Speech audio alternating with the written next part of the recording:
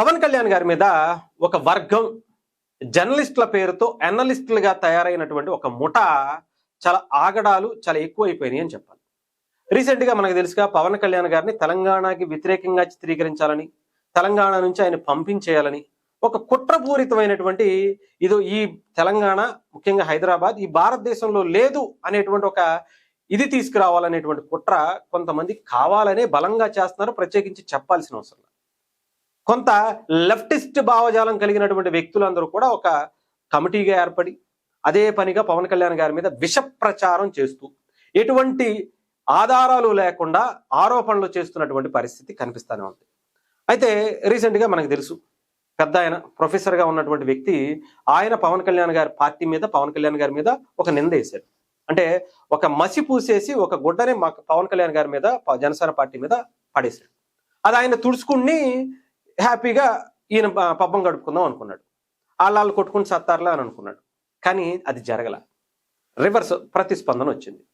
లేదు లేదు, నేను అన్నదే చెక్ చేసుకోవాల్సింది, క్రాస్ చెక్ చేసుకోవాల్సింది, తప్పు నాదే, ఆ మాటల్ని నేను బేషరతుగా సశబిషలు లేకుండా నేను విత్డ్రా చేసుకుంటున్నానని ఆయనే చెప్పాడు. ఆయనే నిందేశాడు, ఆయనే మాటలన్నాడు, ఆయనే విత్డ్రా చేసుకున్నానని చెప్పాడు. ఆ అబద్ధం మాటలనే కదా విత్డ్రా చేసుకుంది. నేను చెక్ చేసుకోవాల్సింది అన్న మాట కూడా మనం విన్నాం కదా. అంటే ఒక ఎటువంటి ఫాల్స్ అలిగేషన్స్ ఒక పెద్ద తరహా ఒక క్రెడిబిలిటీ ఉన్నటువంటి వ్యక్తి మాట్లాడతారా? సరే, దాని గురించి కూడా ఆంధ్రప్రదేశ్లో పవన్ కళ్యాణ్ గారి అభిమానులు డెఫినెట్గా ఉంటారు. ఏంటి, సమాజంలో ఇంత మంచి చేస్తున్నటువంటి వ్యక్తి 77 సంవత్సరాల దేశ చరిత్రని, స్వతంత్ర భారతదేశం వచ్చిన తర్వాత ఎవరో చేయలేనటువంటి పనులు ఆయన చేస్తున్నాడు కదా. కొన్ని వందల కోట్ల రూపాయలు ఆంధ్రప్రదేశ్లో కావచ్చు, తెలంగాణలో కావచ్చు, దేశానికి సంబంధించి ఎవరికి ఎన్ని రకాల సహాయాలు చేశారో ప్రత్యేకించి చెప్పాల్సిన అవసరం.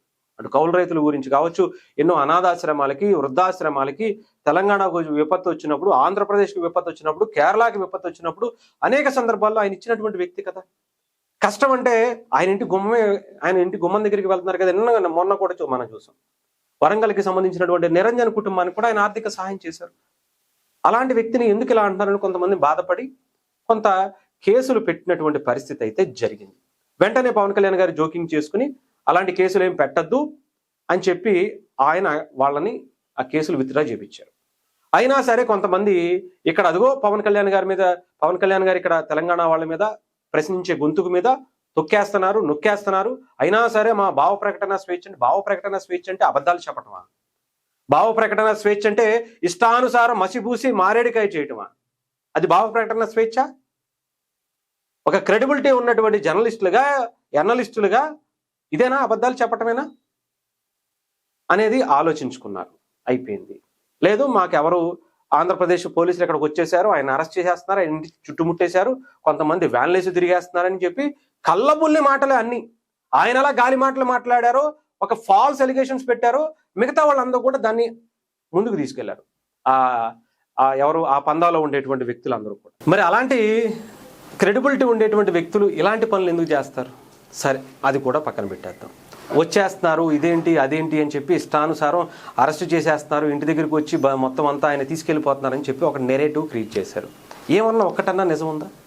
చాలా క్లియర్గా ఆంధ్రప్రదేశ్కి గవర్నమెంట్కి సంబంధించి ఫ్యాక్ట్ చెక్ అని వాళ్ళు కూడా ఇచ్చారు.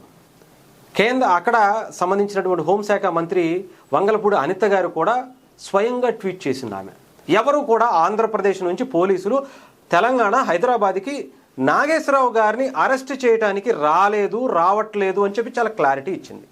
పవన్ కళ్యాణ్ గారు కూడా చెప్పారు. ఆయన కూడా ఓపెన్గానే ఆయన ప్రసంగంలో ఎవరు కూడా ఆయన అరెస్ట్ చేయడానికి వెళ్ళట్లేదు, మేము విత్డ్రా కూడా చేసుకోమన్నానని చెప్పారు.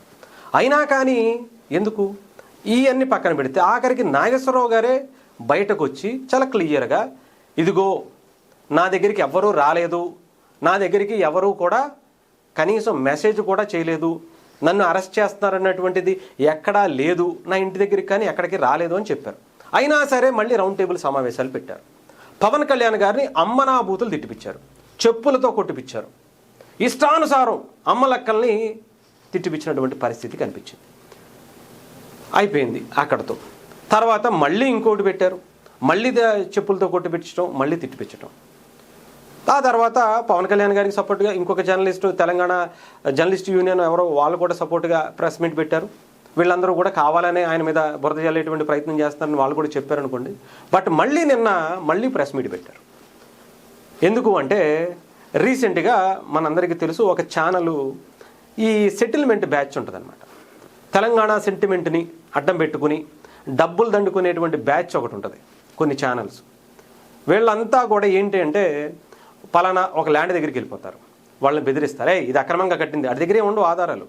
ఆడి మహా అయితే దాన్ని ఎక్కడి నుంచి తీసుకొస్తాడంటే ఆ పేపర్లు ఇది పోర్టల్లో ఉంటాయి కదా, ఆ పోర్టల్లో ఉండేటువంటి పేపర్లు తీసుకొచ్చి ఇదేంటి అని అడుగుతాడు. దానికి సంబంధించి ఎటువంటి ఆధారం వాడి దగ్గర ఉండదు. కేవలం అడావిడి చేసి 4-5 వీడియోలు 4-5 రోజులు టీవీల్లో చేపించి వాడి దగ్గర నుంచి మంచి సెటిల్మెంట్ చేసుకుని వెళ్ళిపోవడం. ఇలాగే పవన్ కళ్యాణ్ గారి మీద కూడా ఇదే సందు అని చెప్పి కోడి చెరువు కబ్జా, పవన్ కళ్యాణ్ గారి ఫామ్ హౌస్ అంతా కూడా కబ్జా అని చెప్పి అక్కడికి వెళ్ళి 10 మందిని అంటేసుకుని ఇదే బ్యాచ్, సెటిల్మెంట్ బ్యాచ్. వీళ్ళు వెళ్తారు, వీడియోలు చేస్తారు, తర్వాత ఇంకొకటి వెళ్తాడు, వాళ్ళకి డబ్బులు వసూలు చేసుకుని ఇంకొకటి వస్తాడు. వీళ్ళందరూ ఇదే పని. ఒక్కటన్నా సరే వాళ్ళ ఛానల్లో చేసినటువంటి ఏ ఒక్క వీడియో అయినా సరే, ఇదిగో మేము దీన్ని నిరూపించాం, కోర్టుకి వెళ్ళాం, ఇదిగో ఇది అక్రమంగా కట్టింది అని చెప్పాం, ఇది అక్రమంగా నిర్మించింది, అక్రమంగా కొన్నది, కబ్జా చేసిందని నిరూపించామంటే ఏది ఉండదు. వాళ్ళ దగ్గర ఉండదు. మీరు నిరూపించుకోండి అయ్యా, మీరు ఎంక్వైరీ చేసుకోండి అని ముఖం మీద మాట్లాడతారు తప్ప వీళ్ళ దగ్గర ఏముండవు. మరి అలాంటప్పుడు నువ్వు ఎందుకు మాట్లాడావు? నీ దగ్గర ఏం లేనప్పుడు ఎందుకు మాట్లాడావు బాబు నువ్వు అంటే వాడి దగ్గర ఏముండదు.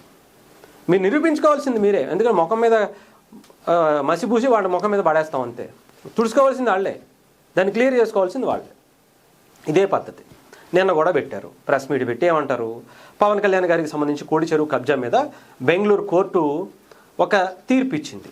ఏంటి అంటే పవన్ కళ్యాణ్ గారికి సంబంధించినటువంటి ఆ కోడి చెరువు కబ్జా కాదు, దాని మీద ఎటువంటి ఆధారాలు లేకుండా, కబ్జా అనేటువంటి ఆధారాలు ఏమీ లేకుండా కొన్ని ఛానల్స్, జర్నలిస్టుల పేరుతో ఎనలిస్టులుగా మారినటువంటి కొన్ని ఛానల్స్ ఇలా అసత్యాలు ప్రసారం చేశాయి. ఇది ఆయన ప్రతిష్టకు భగ్నం కలిగేటువంటి పరిస్థితి ఉంది. వెంటనే ఆ వీడియోలను డిలీట్ చేయాలి అని చెప్పి సదరు యూట్యూబ్ ఛానల్స్కి, ఫేస్బుక్లకి, ఏదైతే సోషల్ మీడియా ప్లాట్ఫామ్స్ ఉంటాయో వాళ్ళకి ఆ ఛానల్ యాజమాన్యాలకు కూడా పంపించాయి. పంపించిన తర్వాత ఆ యాజమాన్యాలు, యూట్యూబ్ కావచ్చు, ఇంకొకరు కావచ్చు, ఆ ఛానల్స్కి మెయిల్స్ చేసాయి.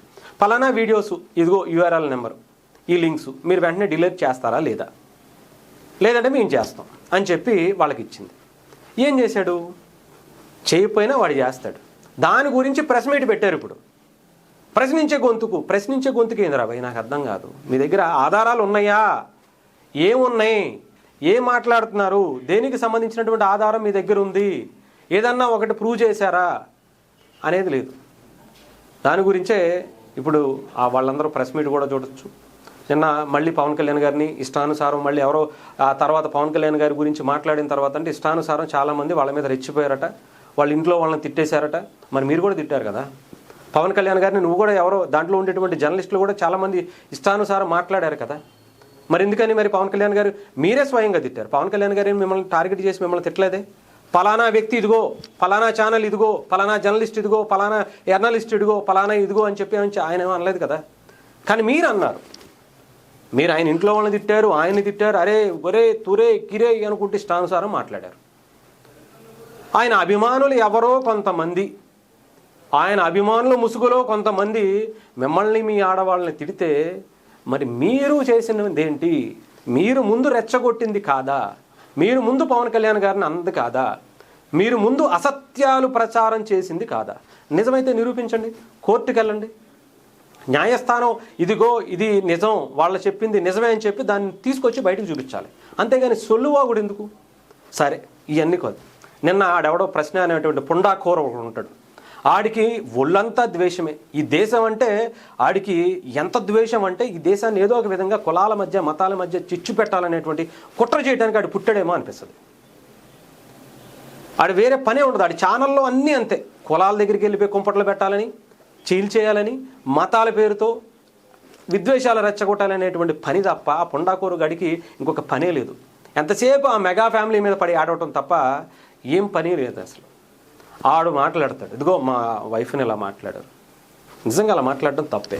కానీ నువ్వు చేసింది ఏంట్రా పుండాకోరు? నువ్వు మాట్లాడేది ఏంట్రా చెప్పు? నువ్వు చేసింది ఏంటి ఇప్పటి వరకు? ఏ ఒక్కటైనా సరే ఆధారాలతో మాట్లాడేవా? సొల్లువాగుడు తప్ప అలా ఉంటుంది అనమాట. సో అది నువ్వు చూసుకోవాలంటే ముందు ఎవడ తిట్టాడో వాళ్ళకి సంబంధించినటువంటి ఐడీస్ ఉంటాయి కదా, కేసులు పెట్టి చావండి. ఇలా సొల్లువాగుడు కూర్చుని రౌండ్ టేబుల్ సమావేశాలు వేయటం కాదు, తీసుకొచ్చి మసిపూసి వాళ్ళ మీద పాడేయాలని చూడటం కాదు. మీకు దమ్ము ఉంటే కేసులు పెట్టండి. ఎవడెవడైతే మిమ్మల్ని తిట్టారో వాళ్ళని తీసుకొచ్చి లోపలేస్తారు. చట్టపరంగా రాజ్యాంగాన్ని గౌరవించి ఆ పని చేయండి, అంతేగాని సొల్లువాగుడొద్దు. అంటే లోపల మన దగ్గర విషయం ఉంటే ఏదైనా వెళ్తుంది, మన దగ్గర నిజాయితీ ఉంటే డెఫినెట్గా మీకు న్యాయం జరుగుద్ది. అంతేగాని ఇలా సొల్లువాగుళ్ళు కూర్చుని మాకు సపోర్ట్ ఇవ్వండి, మమ్మల్ని తిడుతున్నారు, మమ్మల్ని ఇది చేస్తున్నారంటే మీరేమన్నా పెద్ద పత్తిత్తులా? మీరు మాత్రం ఇష్టానుసారం ఇష్టం వచ్చినట్టు తిట్టేయచ్చు, అవతల వాళ్ళు తిడితే మాత్రం నిప్పు వస్తుందా? అంతే కదా. జగన్మోహన్ రెడ్డి గారు వాళ్ళ సొంత చెల్లెల్ని తల్లినే అక్రమ సంబంధాలు అంటగట్టారంటే ఆయన అంటగడతారేంటి? కాదు కదా. ఆయన పార్టీకి సంబంధించినటువంటి ఎవరైతే ఉంటారో సానుభూతి పరులు ఇంకొకళ్ళు వాళ్ళు అంటగడతారు, వాళ్ళు చేస్తారు. అది వాళ్ళకి చెప్పారా చెప్పలేదా అంటే వాళ్ళకి చెప్పాల్సిన అవసరం వాళ్ళకేముంటుంది, వాళ్ళ మీద అభిమానం ఉంటుంది వీళ్ళకి, అంతే. వాళ్ళు చేసుకుంటూ పోతారు. పవన్ కళ్యాణ్ గారు లాంటి వ్యక్తి మెగా కుటుంబం నుంచి ఎన్నో వందల కోట్ల రూపాయలు ఈ దేశానికి, ఈ రాష్ట్రాలకి, తెలుగు రాష్ట్రాలకి పెట్టారు. కాదని చెప్పగలవా? నువ్వు తిట్టినటువంటి తిట్లకి రేపొద్దున నీ బతుకు కూడా నువ్వు అక్కడికే వెళ్ళి సహాయం పొందాల్సినటువంటి పరిస్థితి వస్తే ఆయన చేస్తాడు. ఎవడైతే ఉన్నారో వాళ్ళందరూ రేపొద్దున్న కుళ్ళి కుషించి ఎవడు ఏ అనాథగా బతుకుతున్నప్పుడు కూడా ఆయన దగ్గరికి వెళ్తే ఆయన హెల్ప్ చేస్తాడు. అలాంటి కుటుంబం అది. ఎందుకు తిడుతున్నామో ఏంటో అనేది ఉండాలి కదా. ఒక్కటి చెప్పండి, పవన్ కళ్యాణ్ అనే వ్యక్తి తెలంగాణలో ఉండటం వల్ల, తెలంగాణలో రాజకీయం చేయటం వల్ల నష్టం ఏంటి చెప్పగలుగుతారా? చెప్పలేరు. ఇంకా ఎంతోమందికి ఇక్కడ సహాయం అందుతుంది. ఒక తెలుగువాడిగా ఇక్కడ పుట్టి ఇక్కడ రాజకీయ పార్టీ పెట్టి మిగతా రాష్ట్రాల్లో కూడా ఆయన పార్టీ ఎస్టాబ్లిష్ చేస్తుంటే చాలా ప్రౌడ్గా ఫీల్ అవ్వచ్చు. కేరళ వాళ్ళు సంబరపడుతున్నారు పవన్ కళ్యాణ్ గారిని చూసి, తమిళ వాళ్ళు సంబరపడుతున్నారు పవన్ కళ్యాణ్ గారిని చూసి, జనసేన పార్టీని చూసి, కర్ణాటక వాళ్ళు ముచ్చటపడుతున్నారు మా పార్టీ మా దగ్గరికి వచ్చి పోటీ చేయండి అని చెప్పి. ఒక తెలుగువాడిగా సాటి తెలుగువాడిగా మనం గౌరవం ఇవ్వలేమా? ఏం బ్రతుకుతున్నాం? ఎక్కడో వచ్చినటువంటి ఇటలీ నుంచి వచ్చినటువంటి వాళ్ళు ఇక్కడ సీఎంని, ఇక్కడ మంత్రుల్ని వేళ్లతో ఆడిస్తే మాత్రం మనం ఏం మాట్లాడం? ఇక్కడ పుట్టినటువంటి పార్టీ దేశం అంతా కూడా మెచ్చుకుంటుంటే మాత్రం మనకి మింగుడు పడటం. ఏం బ్రతుకులు రా భయ? అన్నం తింటున్నామా అశుద్ధం తింటున్నామా అనేది ఆలోచించుకోవాలి కదా.